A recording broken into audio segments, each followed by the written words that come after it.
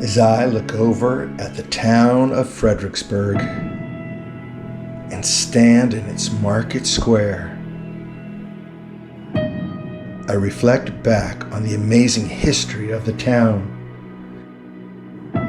and also the men and women from 250 years ago who led the cause for liberty that brought forth our amazing nation, the United States of America.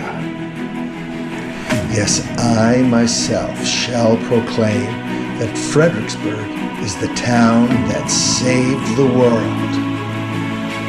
Here are my reasons why.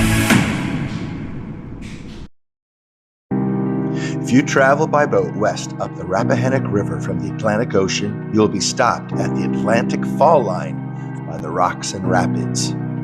This is where John Smith traveled to in 1608, and this is where the port town of Fredericksburg was established in 1728. As the turmoil with England in the 1760s and 70s grew, many men and women of Fredericksburg were integral in deciding the fate of our great nation.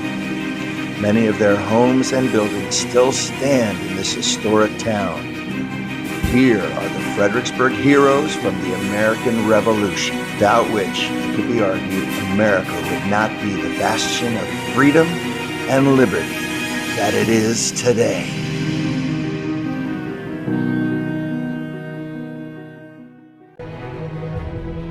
Father of our country, George Washington, grew up around Fredericksburg, and his brother Charles, sister Betty, and Mother Mary all lived within blocks of each other.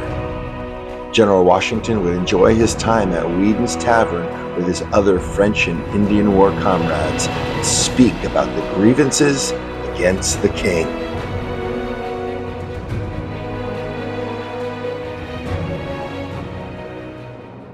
Dr. Hugh Mercer owned the apothecary shop in Fredericksburg.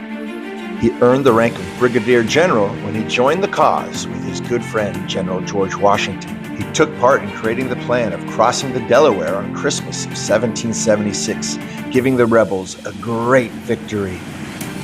Sadly, he was killed in Princeton, New Jersey, only a few weeks later, leaving a wife and 5 children at home.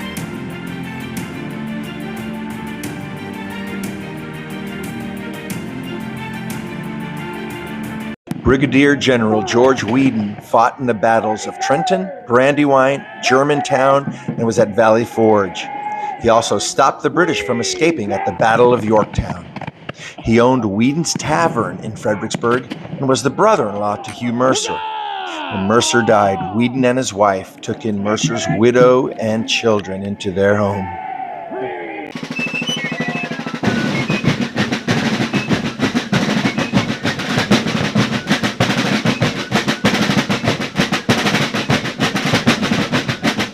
James Monroe lived in Fredericksburg for several years when he became a lawyer after the Revolutionary War.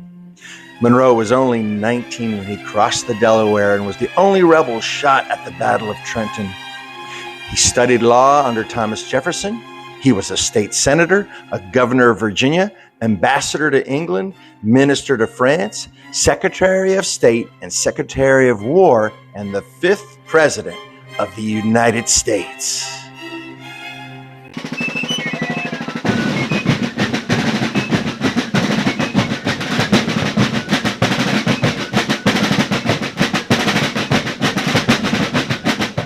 Fielding Lewis was a merchant, justice of the peace for Spotsylvania County, and a member of the House of Burgesses. He helped found the Fredericksburg Gunnery, which supplied the guns for the American Revolution. He owned one of the first stores in the colonies, which was built in 1749 and still stands today. Sadly, the war caused him to be deep in debt, and he died of tuberculosis soon after the victorious Battle of Yorktown.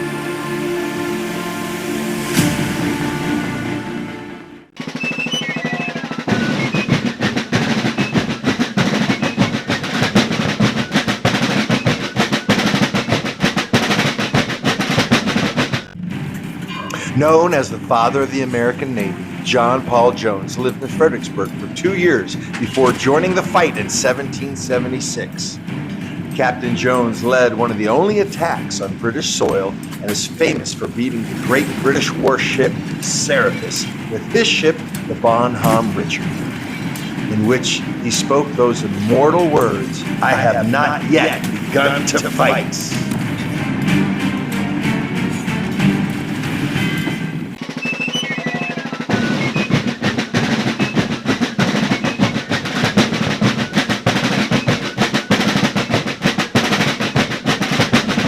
James Mercer was one of Virginia's representatives in the Continental Congress in 1779.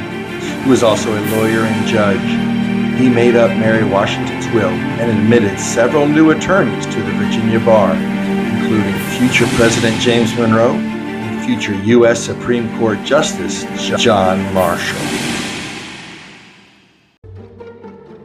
It would be wrong not to mention the great ladies of Fredericksburg, most notably George Washington's mother, Mary Washington, who is buried in Fredericksburg at Meditation Rock, where she loved to pray for her son during the war. George's sister, Betty Washington, who raised Fielding's 3 children from a previous marriage and had 11 children of their own. And James Monroe's wife, Elizabeth, who, while in France during the French Revolution, bravely went to the Bastille to get General Lafayette's wife and mother-in-law out of prison and saved their lives.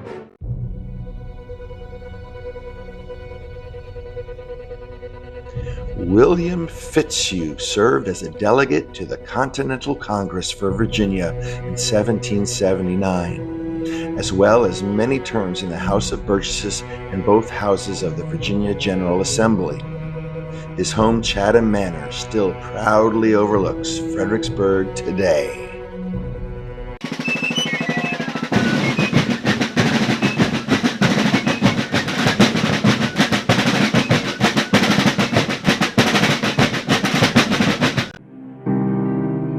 My name is Norman Voss of Heroes of History, and remember to keep history alive.